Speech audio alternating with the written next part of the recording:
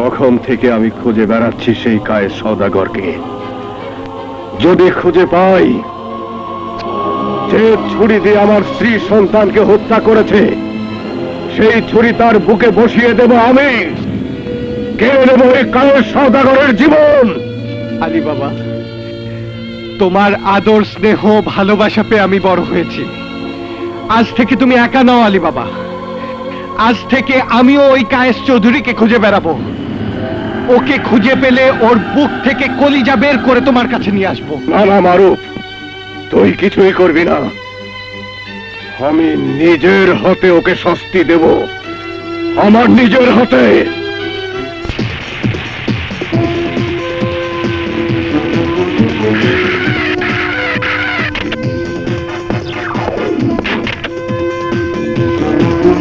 আমার একটা জরুরি মিটিং আছে। না না না, আজকে আমি আসতে পারবো না। ওয়ালাইকুম আসসালাম, প্লিজ বসেন। Thank you thank you.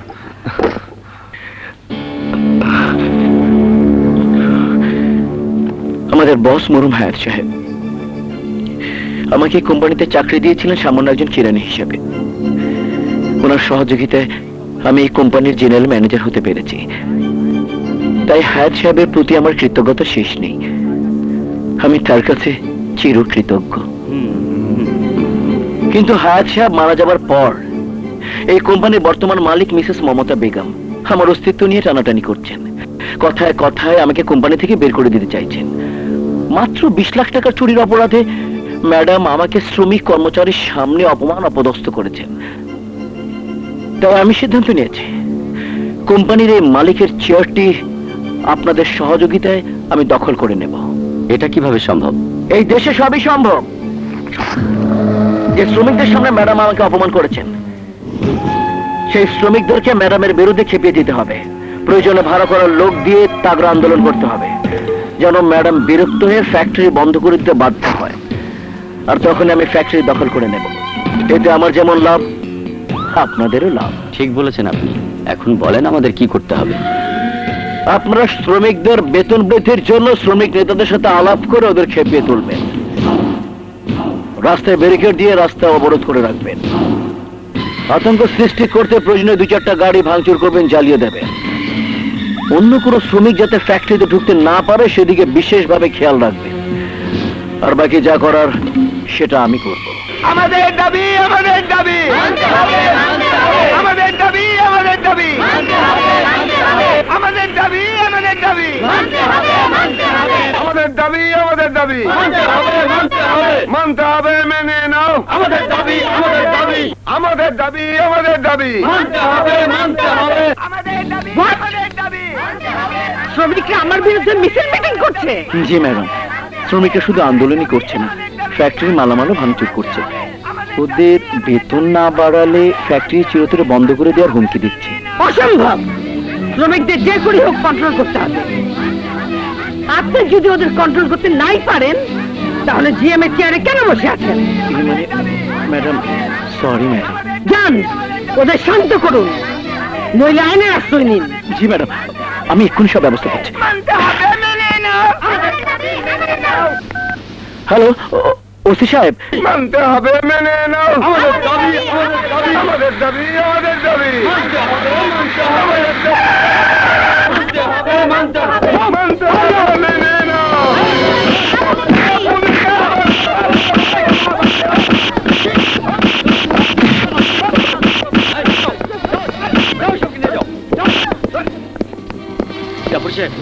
ওরা আর আন্দোলন করার সাহস পাবে না। Thank you. বাট ওসি সাহেব, আগামীকাল এই এলাকার স্কুল, কলেজ, হাসপাতাল, রাস্তাঘাট সবকিছু বন্ধ থাকবে। রাস্তায় একটা পশু পাখিও থাকবে না। আপনার পুলিশ প্রশাসনও নীরব থাকবে। কি বলছেন আপনি?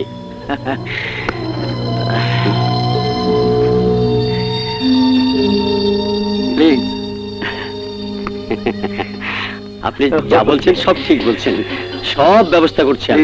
আসি।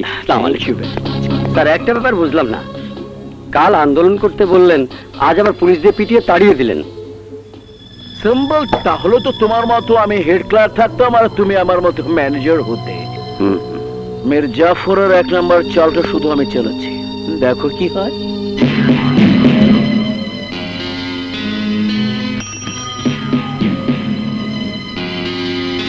মন সাইকেলটা আটকায় পাম্প ছাড়াতে যা। চল। এই, কই যা? গার্মেন্টসে। জানোস না আজ হরতাল, খবরের কাগজ পড়স নাই? খবরের কাগজ পড়লে তো আমগো পেট ভরবো না, আমরা গরিব। আমগো কাম কাজ করে টাকা পয়সা উপার্জন করে সংসার চালাইতে হয়। ওই বেটা ওই, হরতাল আর জাফর ভাইয়ের কথা না শুনলে তো এমনিতে জীবন বাঁচবো না চান্দু। যা চলে যা।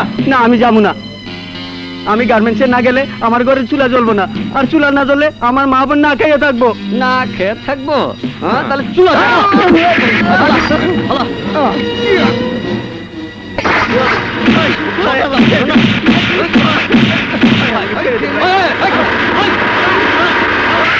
ভাই, ভাই আমাকে ছেড়ে দিন ভাই, আমার স্ত্রী ভীষণ অসুস্থ, আমি ওকে নিয়ে এক্ষুনি হাসপাতালে যাব ভাই, আমাকে যেতে দিন ভাই।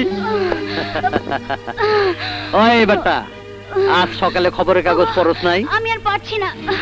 খবরের কাগজের প্রথম পাতায় বড় বড় অক্ষরে লেখা আছে, আজ গার্মেন্ট শ্রমিকদের অবরোধ। ভাই ওকে এক্ষুনি হাসপাতাল না নিয়ে গেলে হ্যাঁ। আমার স্ত্রী ও তার পেটের সাথে মারা যাবে, ওদেরকে বাঁচানো যাবে না ভাই। আরে তুমি কোনো চিন্তা করবে না, আমার সাথে অনেক লোক আছে। তোমার স্ত্রীর ব্যথা বেড়ে গেলে আমি নালে ডেলিভারিটা করিয়ে দেবো। আর তোমার স্ত্রী মারা গেলে ওকে কবরস্থানে নিয়ে যাওয়ার জন্য অনেক লোক আছে, আমি তো আছি। ছি, আমার ভাব তো অবাক লাগছে, তুই কি কোনো মায়ের গর্ভে জন্ম নিয়েছিস নাকি কোনো পশুর ঘরে জন্ম নিয়েছিস?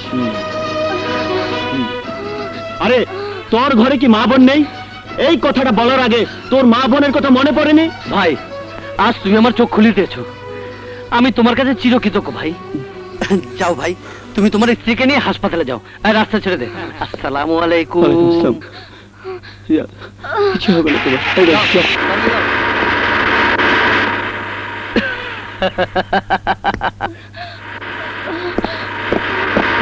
আবার কি হলো? ভাই কেন তোমরা বারবার আমার এই গাড়িটা আটকাচ্ছ ভাই?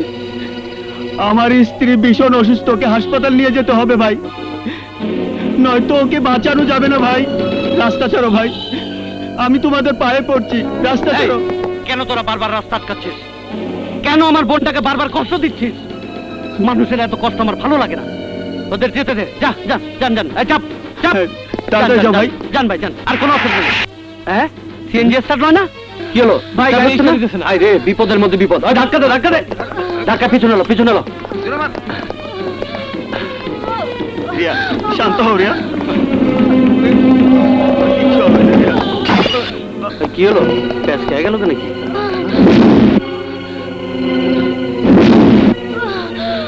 রিয়া ভাই, আমি আপনার পায়ে পড়ি ভাই, ভাই আমার স্ত্রীকে নিয়ে যেতে দিন ভাই, নইলে আমার স্ত্রী বাঁচবে না ভাই। ওঠ মামদার বোন।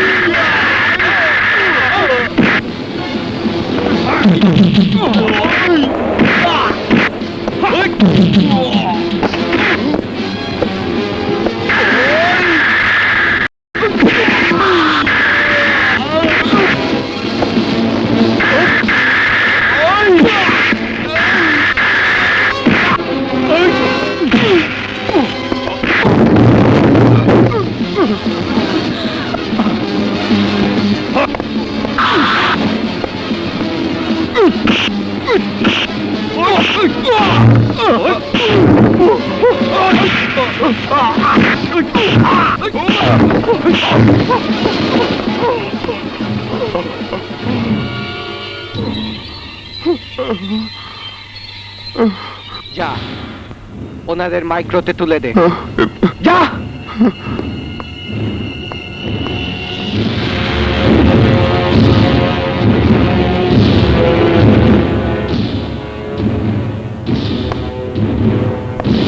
এই কে তুই?